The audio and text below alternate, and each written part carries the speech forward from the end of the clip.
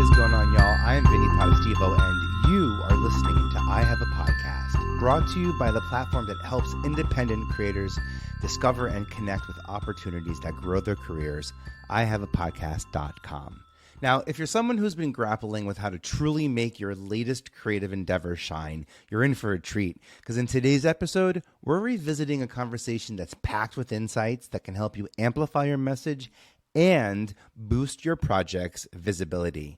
See, I had the incredible opportunity to sit down with Janet McMordie of Second Act Actors, and we dive deep into the art of promotion and gaining traction in the digital landscape. So in this episode, I'm spilling the beans on some expert tips that can help you take your creative content to the next level. Trust me, it's a crash course and online promotion that's worth its weight in gold. So grab your favorite notebook, because you're going to want to jot down these actionable insights.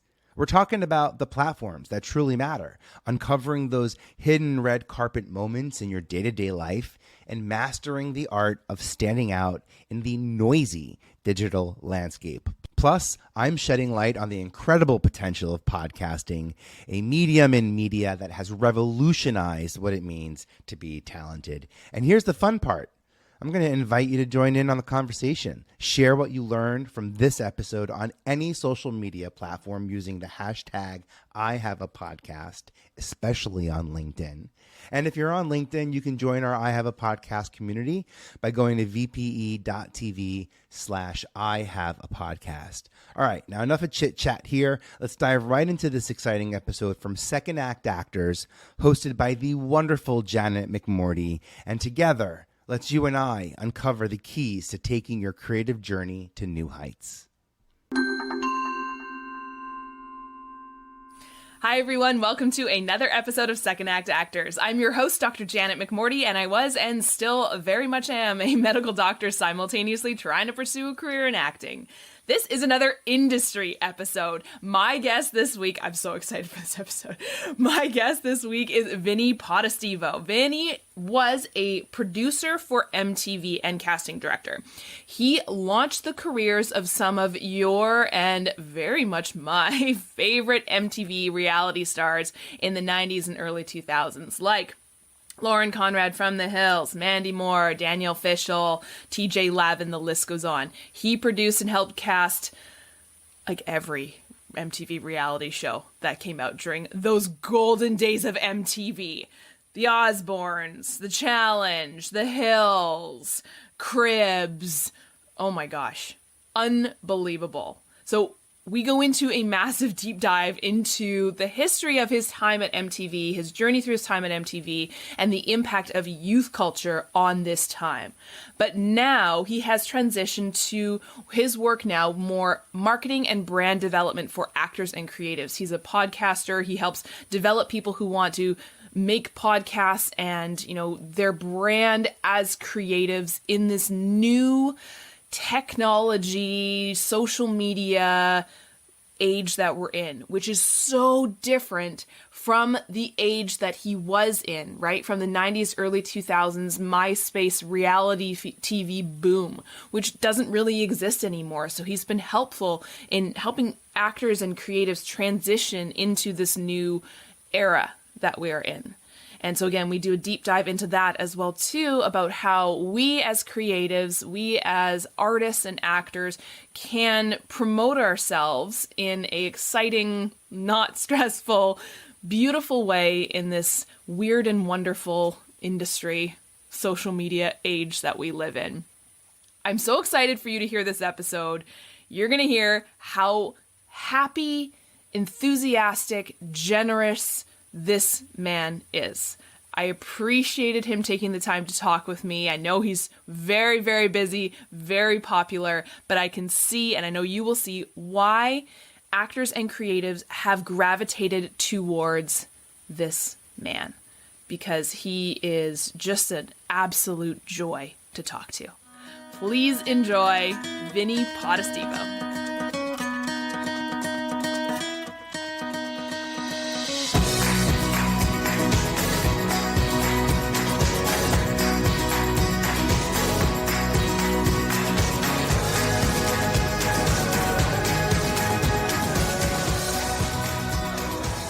I got a little nervous when like I get stuff from people's assistants. I'm like, okay, there's something to turn the imposter syndrome on. Holy crow. My sister, she's like such a huge producer, by the way. She produces so many of our podcasts. And I thought, like, who better just to help stream? I want to be treated as a podcaster. Like, oftentimes I find myself in a situation where people will carve out, they'll treat me a certain way because I'm a casting director. They'll treat me a certain way because I'm a producer. And I'm like, no, I want to ignore me like a regular podcaster. Make me beg for information 10 times before you find, like, I want that because that gives me the real, I know how to create in that energy. When I get fake energy and misled about how a platform feels or how podcasts are even supposed to go, I kind of get it in my head, and I like showing up empty-headed. Well, and I think that and this is going to sound like I know what I'm talking about, which I don't really. You do. Well, the best part about acting for me, from someone who came from a very head full of, 25 plus years of education, the best part about acting is the ability to just like, get out of your head, as every acting teacher says. And you're like, oh, this feels so good, because I've, for my entire life, have been in my head needing to be. And it feels so good to just not anymore. It's got to be so weird as an actor to not be in your head when you have, you're looking at a reflection, a social media reflection of the interpretation of your life, which just is like it's like, that's just like an audience, an unnecessary audience everywhere I go, except I'm the audience. Oh, everyone, when you get a bad audience in live theater, or you go to the movies and you're just the wrong couple is in the room, so they just change the energy for everybody. So I feel that, though. I feel that. I wonder about, especially with your career, where it came from, with it starting with, the golden age of, in my honest opinion, because I think we're of the same vintage of MTV and stuff like that, network television, and then now transitioning into your world of a lot of social media. Tell me about that. Tell me about the life. Tell me your life story. It's funny. It's funny you say. I didn't get started in reality TV because Osbournes and Newlyweds and Punk and things like that didn't get created until I was already at MTV from our department. And maybe the 2 years before that, we took talent and took them into sort of this like unscripted environment and let them be themselves and started figuring out how to tell that story. I got to put Mandy Moore in her first film on MTV. I got to put Beyonce in her first film ever, her first leading role in a hip opera, a Carmen. Like, that's like a ridiculous credit. But so let me be very clear. I was the executive casting assistant or coordinator. It was my job to do the castings and the auditions in New York. Most of the MTV Films, was run out of the West Coast, out of LA. So I had a unique position to liaise between MTV Films and MTV Networks because of like my casting ability and then also my access to the talent. So I would go down to TRL all the time when Destiny's Child is performing. Yeah, I wanted to know Kelly. I wanted to know Beyonce. I wanted to know all of them. And I tried to get them to be judges or a host on the Spring Break show. And you can never break the girls up. The label did not want Destiny's Child to get broken up. And it was a relationship with Matthew Knowles. Actually, Tina Knowles, to be really honest. Tina's the one who I handed the script to. Tina's the one who came with Beyonce that day that we weren't allowed to tell the record label, and she hopped in a yellow cab to come into Times Square. She came through the front door, and all this blows my mind because even then she was still Beyonce, Destiny's Child. Like it was a big energy that came with her, and that casting probably changed my life. That casting grounded me. John Singleton was the director, and it was me, John, and Beyonce who were in the room, and I'm holding a camera. And at first, I give like 6 feet to let Beyonce shine and act. I don't know. I have all these you talk about preconceived notions and educate. Here I am at casting. I'm like, oh, this big director and talent. What am I supposed to do in the room? blend. I'm 6'3", 250 pounds. Like blending, it's generally not like what I do the best in that situation. But that's what was brilliant about her audition. It was the scene in the Carmen hip opera. There was actually no dialogue, and it was literally just he wanted to see her eyes. So they did the scene. He gave her some notes, and that's when I realized, oh, this is how geniuses share notes with each other. He didn't say what you did wrong. He didn't say what you did right. He just said, what if there's this and this, and then he turns to me and says, and Vin, I want you just to stare at her eyes. I want you a foot from her eyes. I can see her performance. I'm in the room. I can see her energy. I'm in the room. I can't see what you see in that lens. I want to see her eyes. And I remember the level of focus and I almost thought to myself, oh, is she kind of overdoing it? She's not even blinking. She's like looking, like make straight eye contact. I watched the Academy Awards last night. I watched her open that show, and I watched her pierce into that camera. And I get goosebumps thinking about this. So how could I not love what I got to do in reality TV, unscripted TV, when it got to mean that I got to help Ashton Kutcher become a producer and show the world how fun it is to produce. And also that a model actor who's on a hit TV show and a movie star is also capable of actually making funny TV. That was that's what I made. Punked was the result, And by the way, Punked, and I love working on Punked, working with actors.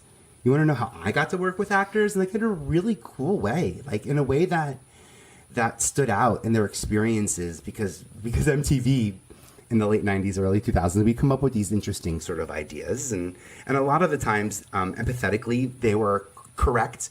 But Punked was out of hand. And what I got to do with those actors that worked on it, Punked isn't about playing a joke on talent. Punked is about how far can we go? How much of the suspension of disbelief can we actually, exaggerate? When is someone going to say, there's no way this is reality? So working with actors doing something like that is so cool because of the way that you process characters and life and situations and reality and outcomes. And so I've just loved unscripted talent, unscripted programming because it let me work with and continue to work with talented scripted actors that I never would have.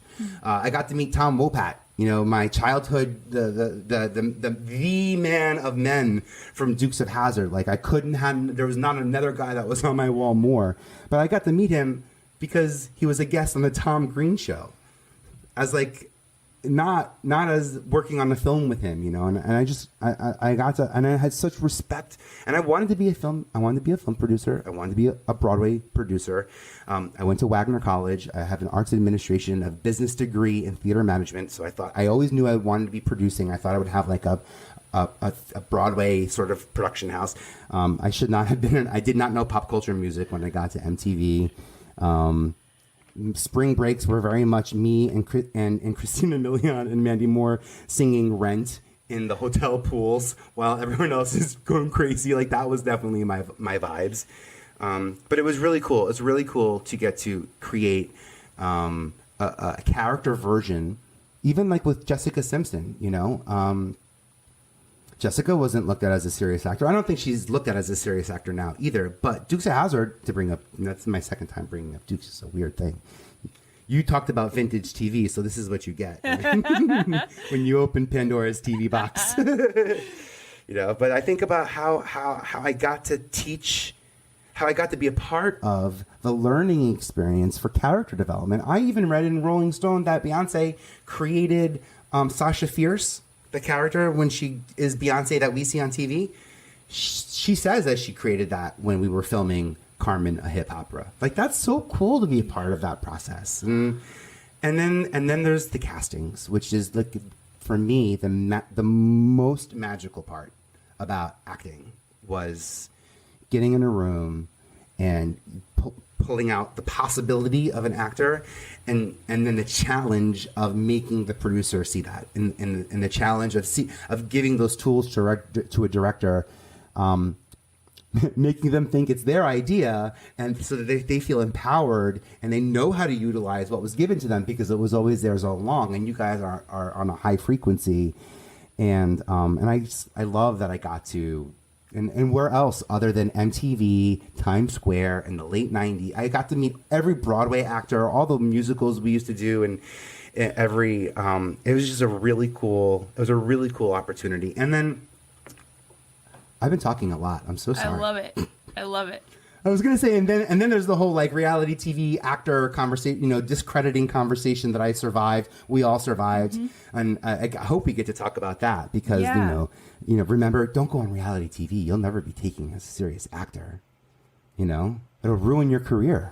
Oh, and I think about that time on MTV as pure chaos, and not in a negative way at all, but because my remembrance of it was watching it and being like, oh, this is like, you're like, I'm not allowed to watch this. Oh, this is crazy.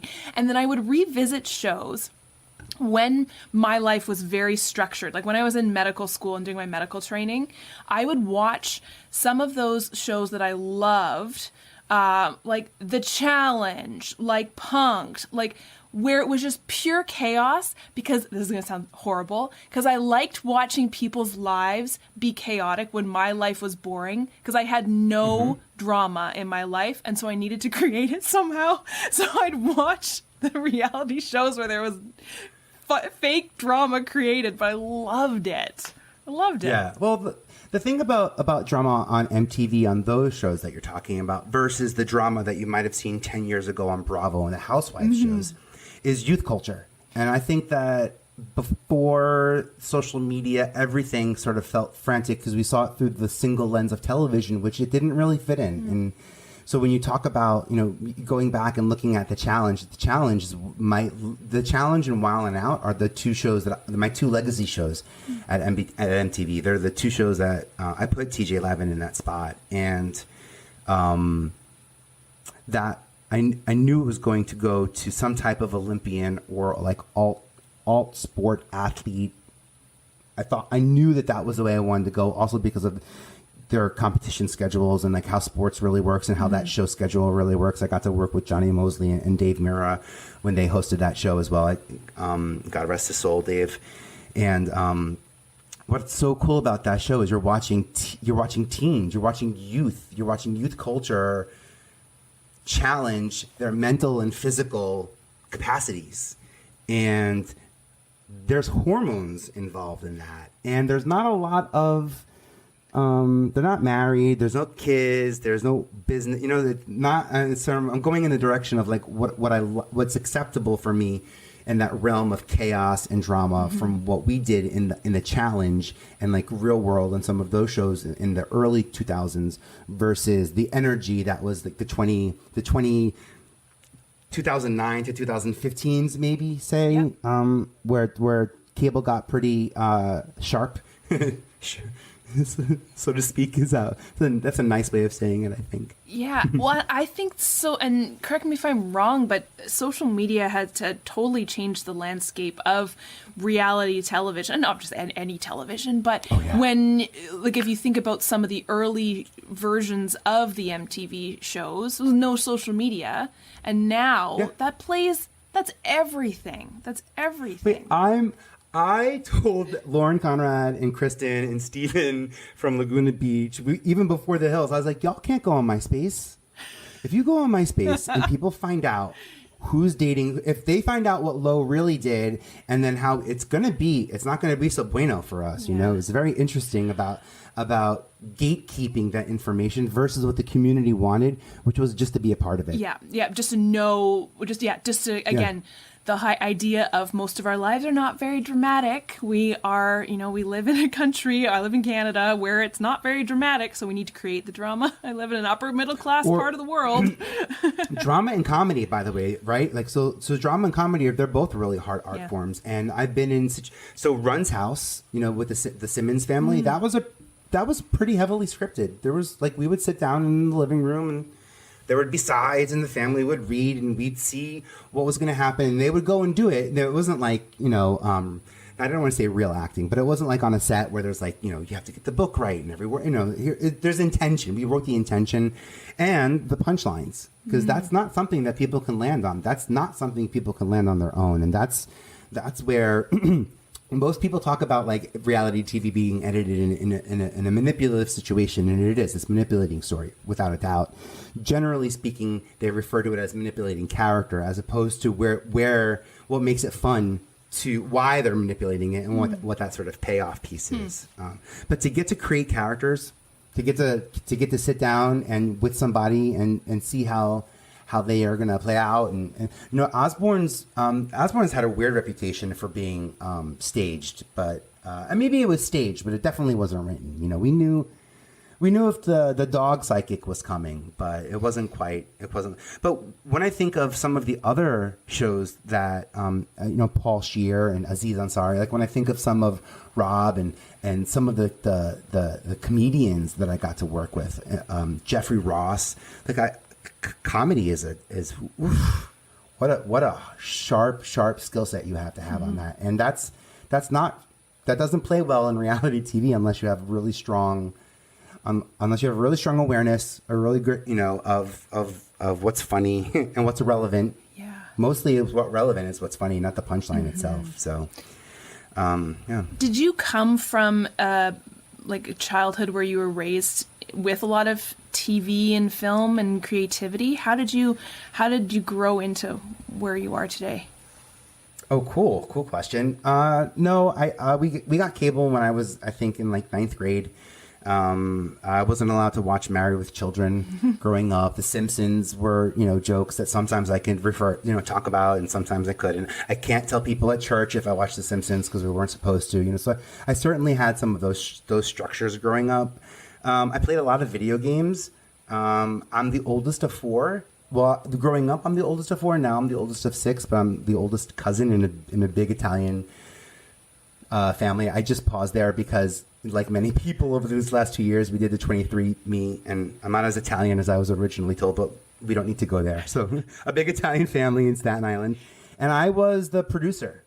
I was Deuce. I would create the shows. I was like, all right, all the cousins, we're going to do this. This is our, you know, Christmas show. And I was always putting on like live events or part of them. I was really interested in computers. I'm a data engineer by trade. I loved television, so as a senior in high school, I became an intern at the Staten Island Community Access Channel, where I learned how to be a data manager, like transcoding tape and then understanding how things were recorded in a control room. But I graduated high school in '95. Between '95 and 2000, what happened to us in this creative field?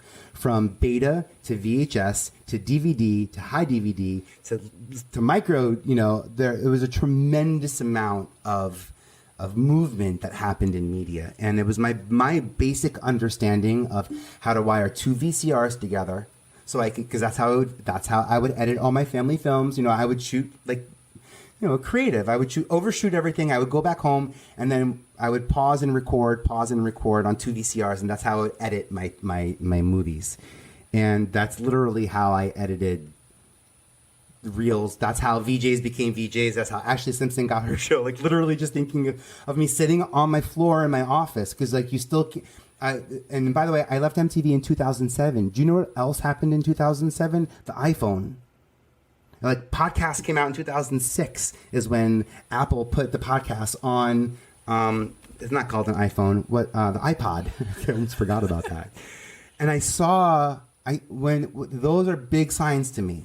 Remember, I said like 95 to 2000. I saw tape. I went to school with a P-Touch. You know, it print, and it was a hard disk. You know, the hard floppy disk. They called it a floppy disk. It wasn't. It was a hard disk, and that's big. You know, understanding how creativity is transferred, understanding how it's consumed, how it's manipulated or sold or distributed. If you don't understand the distribution and amplification of content, you know, it can be. I thought it would be really like it's if a tree falls in the woods and no one hears it sort of situation. And that's what I love about now, this like creator economy we're in. We hear about like Web3 and decentralized video world. And what that means is you have rights that you didn't have before. You can publish something and own the intellectual property of something you created. 10 years ago, that platform didn't exist, so the action didn't exist. So if you wanted to make something, you had to sell it to a network, which means they own it. You don't own it in America. Or you could do what you've seen other franchises do maybe, which is like take it out of America, sell it to an international territory where the retention is owned by the creator, and then take that and license it. And I bring all of this up because like that's changed. As creatives, that's changed. Listen to the music world. Look at what happened streaming rights for actors, in the last 2 years with the way movies are distributed. And it's all about the movement of creativity, because that's right. As creatives, right? We're just communicators. If it only lives in our head, if a Broadway show lives in my head, does someone see it on Broadway? The tree falls in the forest, like you said. Yeah. Yeah, right. Like if I have an Academy Award winning role in my head, does anyone see? And that idea of how do I share what I'm creating?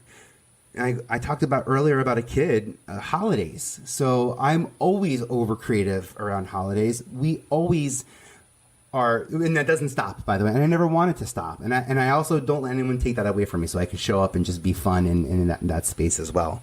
And I learned that maybe 20 years in as a executive, as a professional in the creative community, to not gate my talent so much, to not allow people to pay me to let me do what I do, to get to do what I do and find a way to let people pay me. Like that's my burden to take off of them. That's not my burden to put on them. And podcasting for me was something that I felt naturally, sort of drawn to. I love connecting with people. This is basically what I did in castings anyway, except I would cut my voice out. Now I'm doing the exact opposite, and we keep it in, and that's empowering to me because most of my body of work is not my voice, Yeah. And that's cool. That's something creators get to do. That like that's exponential. Yeah, I think, and what I get from what you've done and all in your careers is really given people a voice and given people a different voice than what they're used to, right? Like you were saying, scripted to a non-scripted actor. I watched your interview with Danielle about, finally she gets to do something where she gets to be her, right? And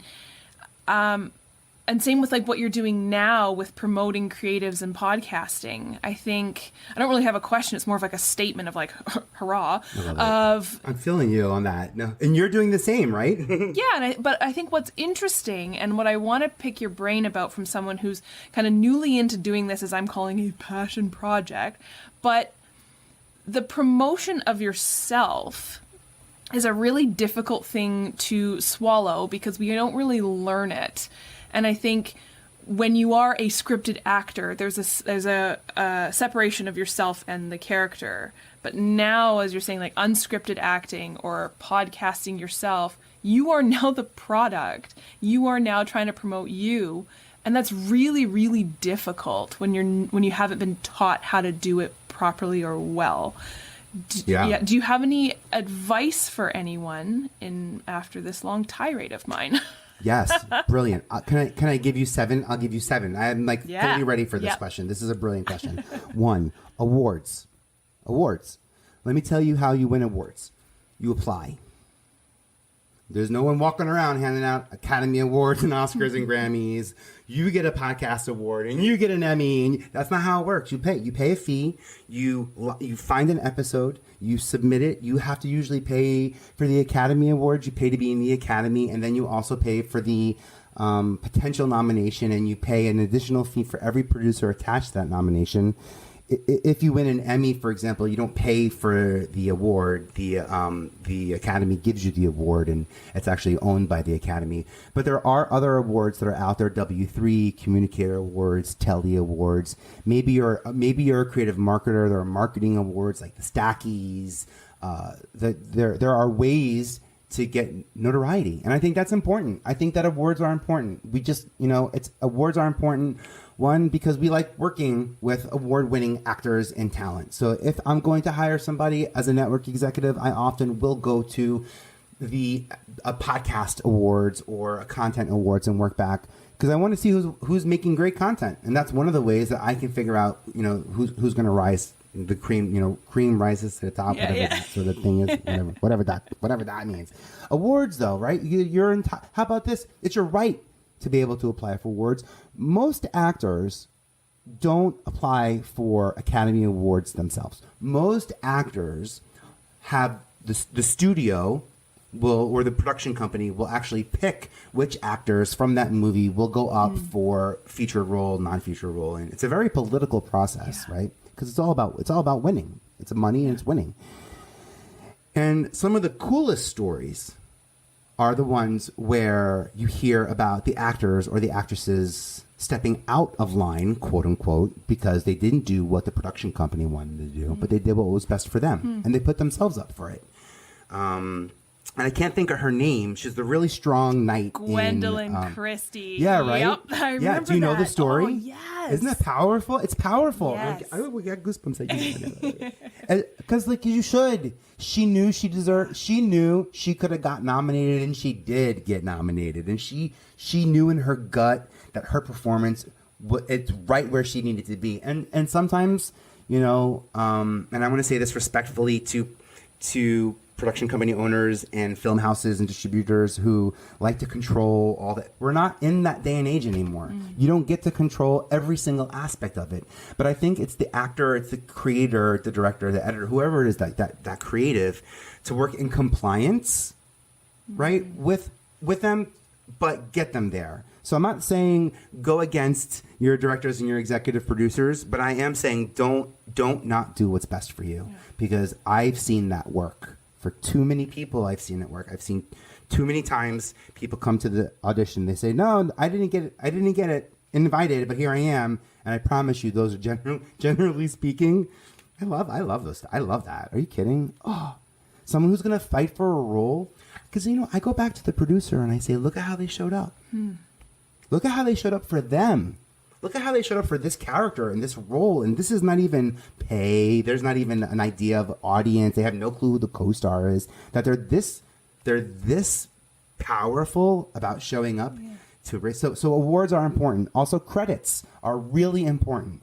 I like to tell people right now, I'm a big proponent of creating podcasts. I think that right now we think of podcasts like TV, film, podcasts, books. I think podcasts are going to be like podcast, Giphies, movies, short form content. Like, I think we're thinking of podcast because we see it as like an audio form of creativity. Really, it's a unique way. I'll go back to the delivery system of podcasting. It's a really awesome and powerful way of distributing content. It says, I'm a network. Vinnie Potestivo, am a network. I make content. This is my RSS feed. This is my address. And if you want to know what I'm creating, and when I create it and when I post it, I'll let you pull from my public address so that you can see that's powerful. Yeah, wow. We think of what movie's coming out and what time is that TV show. That's a very linear relationship with content, and I think there will be a point in time where like it just comes to us because we program it, we're culling it. But credits are important. I bring up podcasting because IMDb has acknowledged podcasts as a viable digital form of content on IMDb. So you can't listen to your podcast on IMDb, but you can get credit for it, which means you're getting writer, director, showing up as himself, herself. Also, all of your guests get connected. So if you go to I have a podcast page on IMDb, you'll see Mandy Moore and like you said, Danielle Fishel and Christina Milian and Jamie Sigler. And also, if you go to all of their pages and you scroll down to podcast section, you'll see my podcast. I have a podcast. So it's a great form of discoverability. And then can I give like one quick, awesome, powerful secret? Yeah. One little tiny trick that works. I'm dropping my voice because this is so powerful. There's this thing when you create a podcast and it allows you to input a tagline. And the way that Google interprets that tagline, we know what H1 headers are. We know like the name of the blog is generally the thing that Google picks up on. You would be amazed at how quickly your taglines show up in your SEO output from Google and other search engines. That's how powerful the IMDb owned by Amazon, AWS, cloud in the sky system is. So, and then maybe I'll come back at another time and we could talk about ages on IMDb, which is a really unfortunate thing, but it's, especially as a creative, especially with ageism running rampant, in our industry and sensitivity to ageism. So any place where we see a number that just encourages ageism is a really tough pill to swallow. That being said, we're in a digital age and Amazon owns IMDb.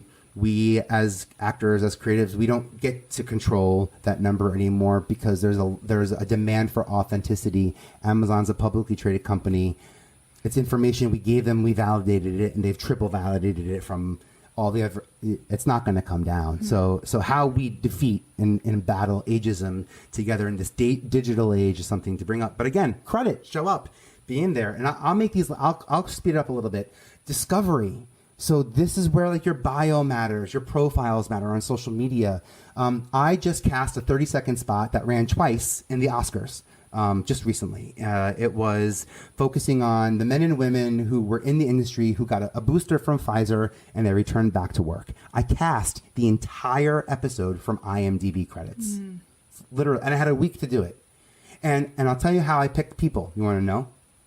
I picked people who pay for IMDb Pro because to me, a creative who invests in themselves, who pays for their photo, I see that. I see the effort. I know it's not, and by the way, also for anyone who's not on IMDb, don't worry, you get 30-day free trial. So like everything we're talking about here, you're still, and then nothing goes away after, it's IMDb.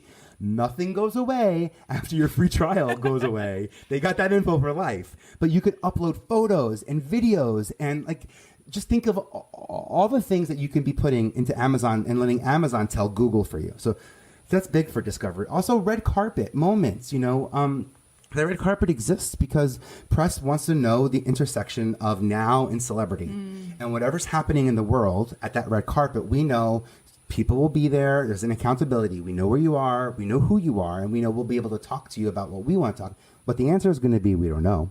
But I have a show on Thursday. I have a live show on Friday. I have a talk show like every single day. They have needs. So they have windows to actually create red carpet moments on Clubhouse, red carpet moments on Amazon AMP just came out, Fireside Chat. I can give you a bunch of cool social. I think that those red carpet moments, like the moments where your audience knows you're going to show up, it's not about, it's not even about, it's about, I was going to say, it's not about bringing value. I would say this, live in bringing value. So like, let's not make that a conversation, right? Let's like make everything we do worthy. And then we don't ever have to worry about, is this adding value? Imagine if I thought every single conversation, is this adding value? I know it's adding value because I'm in it. Yeah. And I feel the energy on like a Care Bear. I feel the energy radiating from my little belly right now. And that's distribution. So here, the last 3 points, I said 7, right? Awards, credits, discovery, red carpet. Distribution is important. Right now, social media is our distribution. So if social media is your distribution, be aware that most of what happens in social stays on those platforms, right? Like Instagram stays on Instagram, Facebook stays on Facebook, TikTok stays on TikTok. Very rarely will you, if you have a Google alert set for yourself, will something that you do on social media show up, in Google as something that's searchable for the rest of the world to pull up. So if distribution is social media, I'd be aware of the 2 other types of media outputs that are personal. That's a podcast or a blog or a newsletter. And if I'm going too fast, please reach out to me and tell me I went too fast and ask me questions. If you happen to be a creative who loves LinkedIn, oh man, you're my person. And if you're not, then we just don't know each other yet. There's so much opportunity for actors, for legit card carrying actors, creatives, editors. It's you're exotic. I don't even want to say we because I am not an actor, but you are exotic on that platform. Think of LinkedIn as the future. If you could think of LinkedIn as a future marketplace for creators and creatives, the same way that the business world is looking at IMDb, a creative platform, and seeing how they're going to penetrate and how they're going to sell to us. So that's where there's like a real call for us. Yeah. Blogs are a great way for amplification. So after you distribute something, I like referring people back to newsletters. The newsletters on LinkedIn are SEO rich, or you might have like a blog that's SEO rich. And what you're able to do with those blogs is put them in a blog aggregator, a blog amplifier. So there's something called Q, vpe.tv/QUUU. And if you go to the site, it will take you to the amplification platform that allows you to say, okay, my podcast is about arts and celebrity and culture. That's what my podcast is about. And I put it into the system. And the system is feeding to people who are saying, I want to know about blogs that are about celebrities and arts and podcasts. And if you know about a blog that's published recently and has a nice photo and there's some cool words, I want you to send it to me because I need to share that on Facebook. I need to share that on LinkedIn because I don't know these people, but I know I want to be talking about it. Yeah. I know I can be sharing this information because it's the energy I want to be in. And by the way, it's like a $50 a month thing. You upload 10 blogs per month. So if you have a couple of podcasts, like do one, and you're getting 2,000, 5,000 people sharing your blog in LinkedIn and Facebook as a thought leader, as opposed to hoping people will like it or engage with it on social media. You know, it's tough.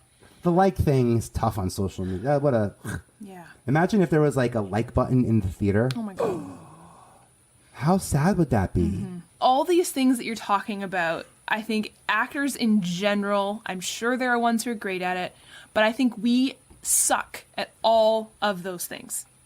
And I'm coming from I've only been acting for 2 years. I'm coming from a professional career in medicine, still pursuing that.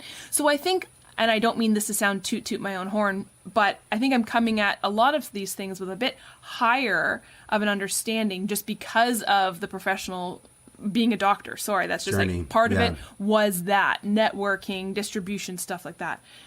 But actors in general suck at self-promotion. I think we've been told opposing arguments about it, as in social media is not as important as everyone thinks it is. On the flip side, it's the most important thing.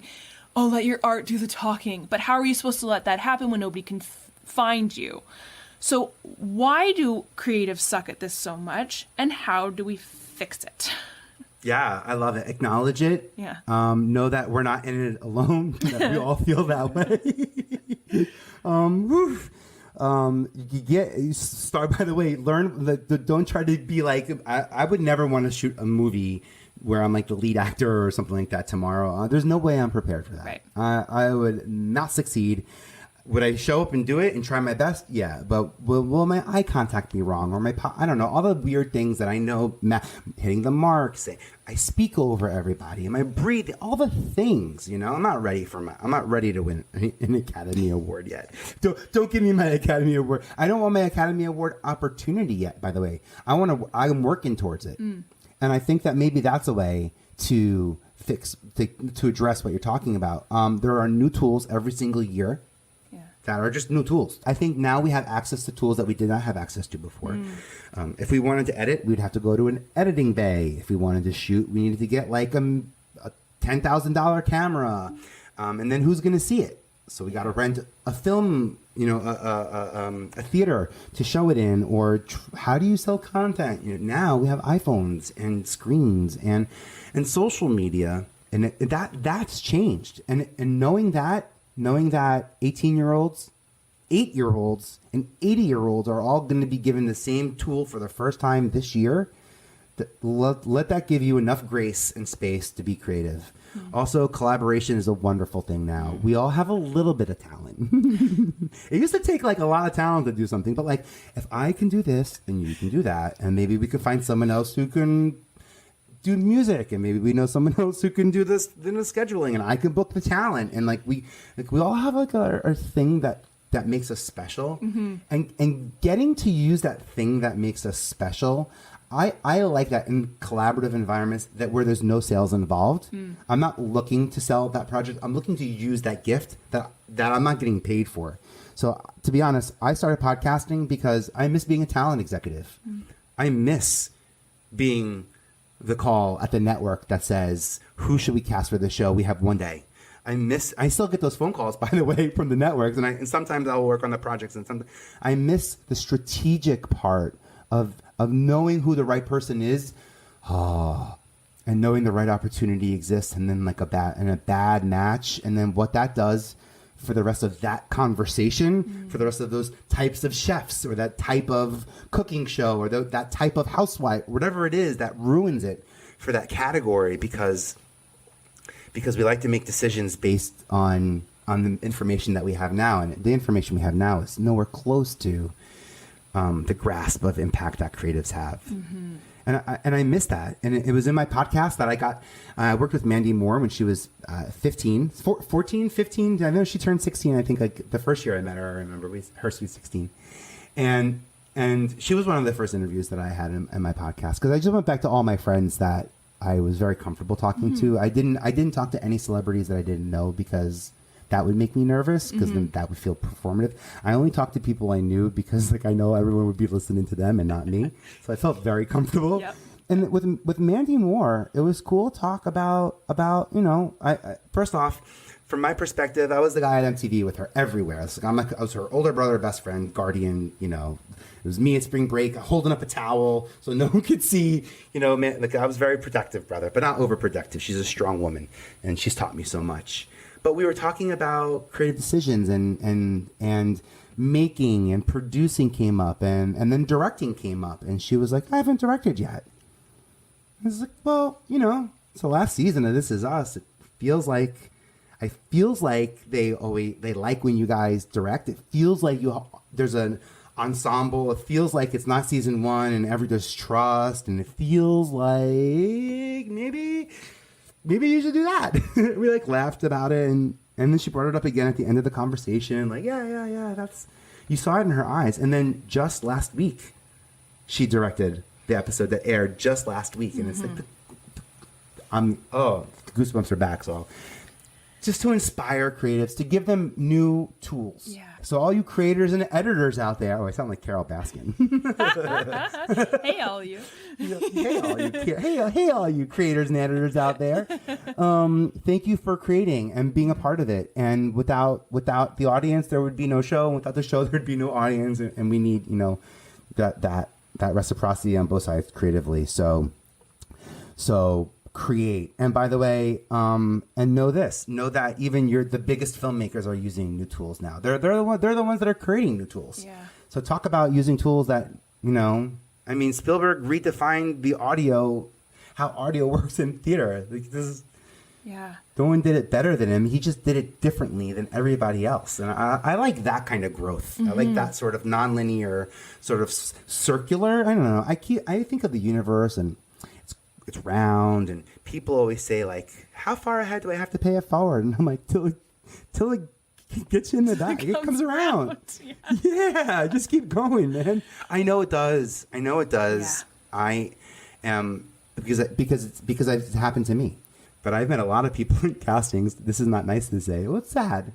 But I met a lot of people in castings that I'm really close friends with that I never got to cast. And that just is a testament to the energy that we create in that room. And I think that's sort of magical. And again, words are different. Culture is different. Vocabulary is different. The norm is different. The status quo is different. Every single award show that we go through gives us another set of rules to bring into our world and figure out how we're going to be able to build on that.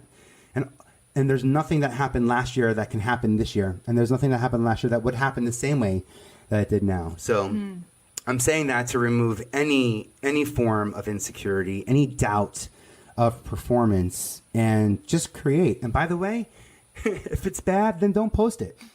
Keep it on your phone, and I promise you there's going to be a platform one day for finally I can post, like all my jumping pictures that I took years ago, like stupid things. Like there becomes a platform. I create for a reason because I want to. And when that season comes that I get to put it on, maybe so 5 years from now, 10 years from now, that's fine. People will say, Vinnie, you look so young. Oh, the pandemic. Do you remember back then? No looking backwards.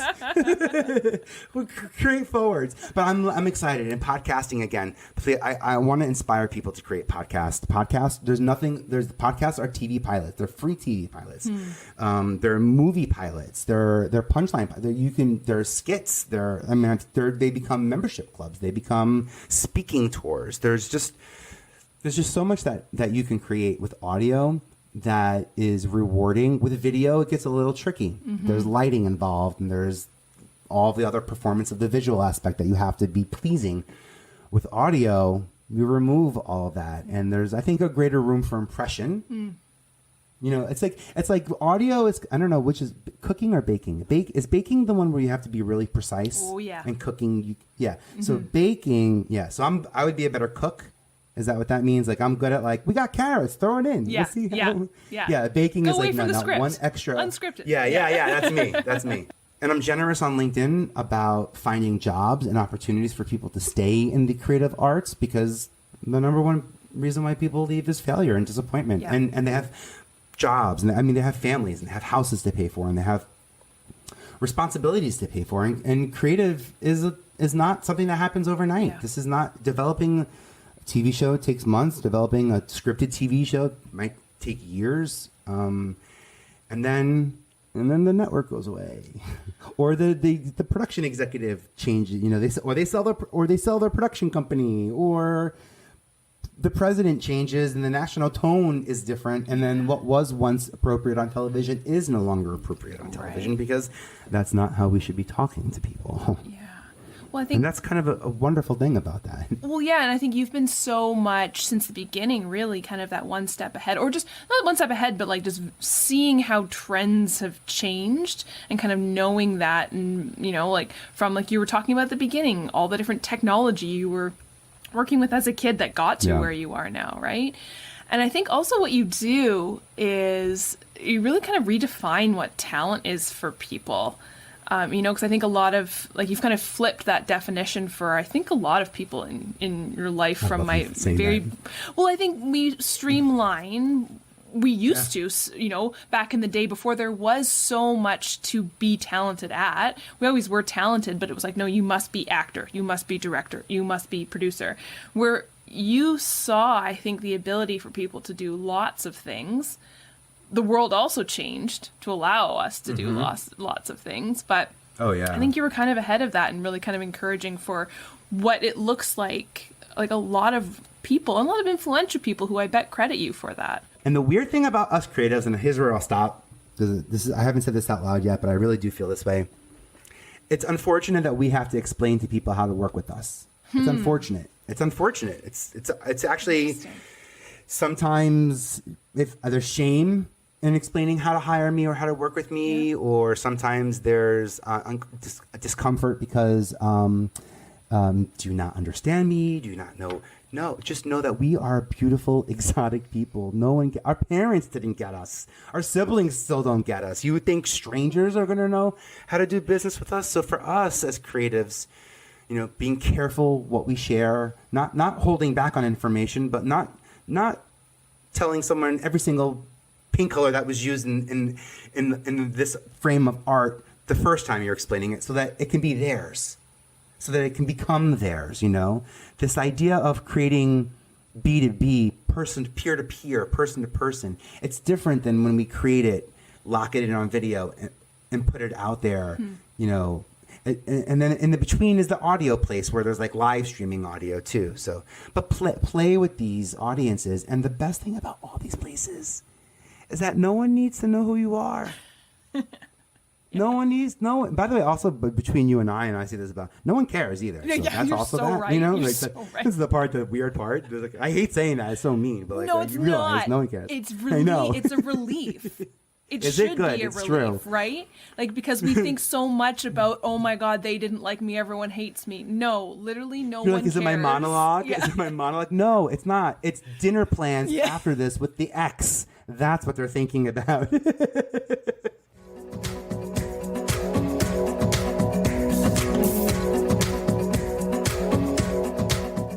And thank you for this like awesome creative conversation. This is cool to get to talk about creativity Absolutely. on any level or any career, whether you've won 5 Emmys and 10 Oscars and are the GOAT. You know, there's second act. It is what it is. You know, there's the first act, Yeah. there's a second act. Mm-hmm. If you like Shakespeare, there's a third act and a fourth act. You know, there's intermission. And let me tell you something, as like a boy who grew up here in New York City, the second act of a Broadway musical to me was the best because I could sneak in after intermission. Like I would sneak in and watch the second act. I have to be honest. I think the second act is sexier. The first act is all about risk, loss, discovery, setup. This, by the way, you could do that in intermission and then start your second act. Yeah. You know what I mean? But I love that, and I love that about the theme just of your conversation and where these conversations live and at the timeline, you know, when they do, because you're gonna laugh at yourself when you listen to the 20-year-olds and 18-year-olds and 15-year-olds talking about their second act, and you're like, what? Don't you? It's linear. An act is linear, and I think that's what's cool about this creative process. If people are interested and inspired, where can they find you? Run, don't. Just go create. If you're inspired and you're like ready to rock and roll, create first. Like write it down, create a Google Doc, get some Post-it notes.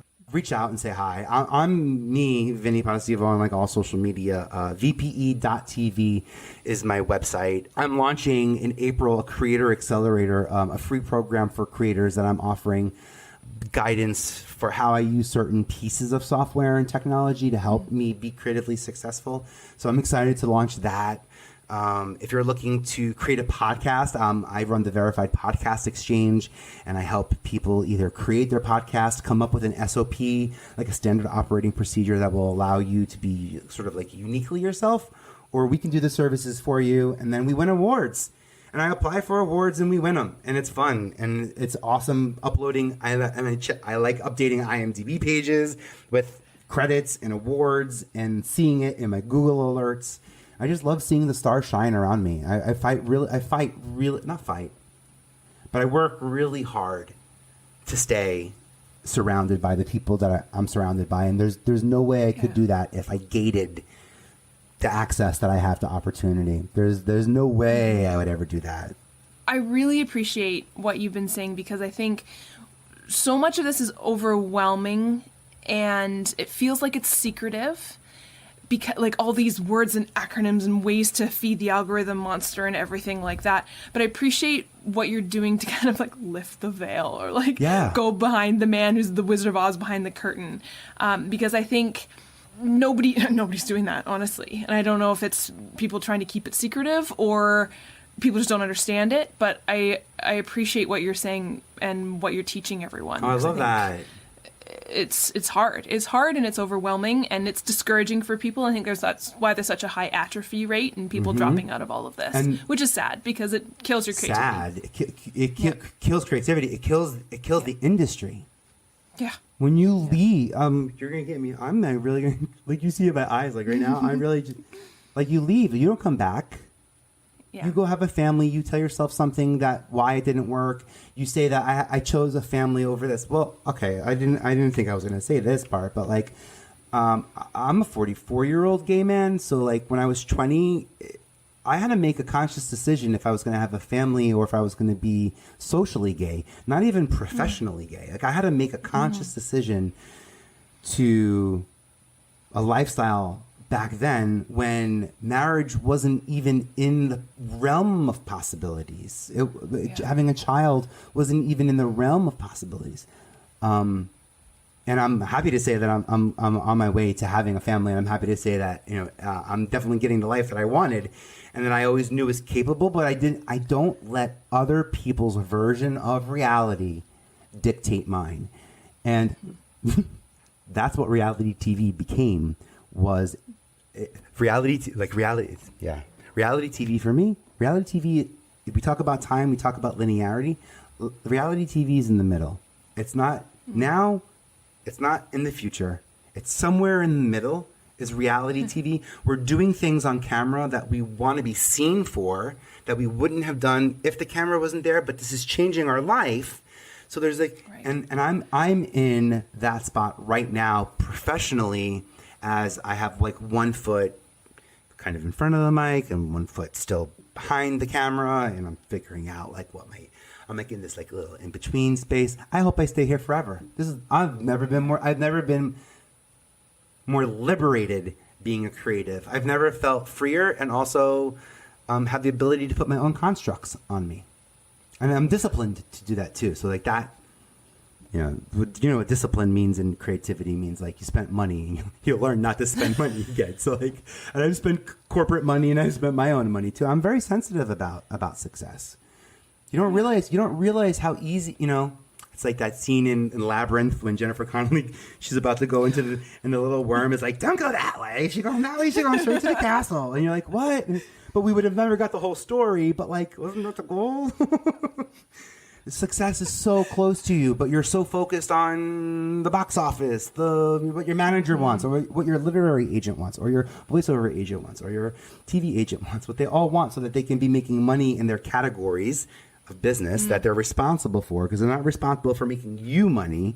They're responsible for making TV money for this agency, and that's why he's a TV agent. So maybe I never said this, but can I come back and we can just keep talking about this stuff? Because I'm very connected to you, and I love where I feel it's like I should send you money for like therapy, by the way. This is wonderful.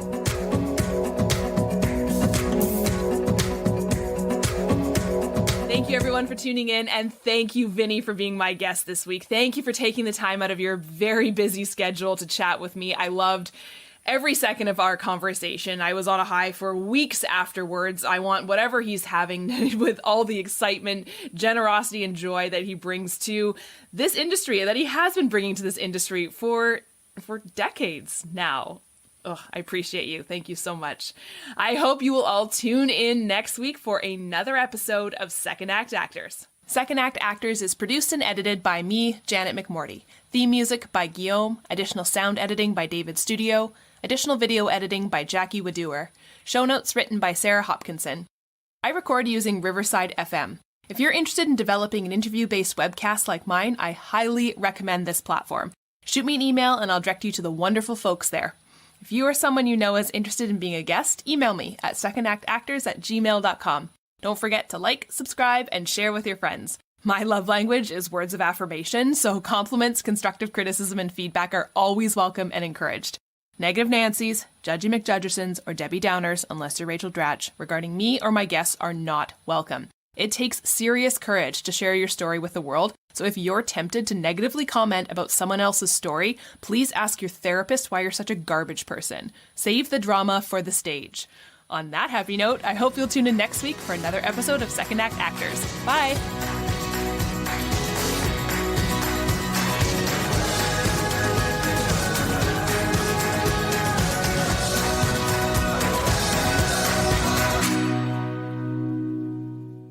You've been listening to I Have a Podcast with Vinnie Potestivo.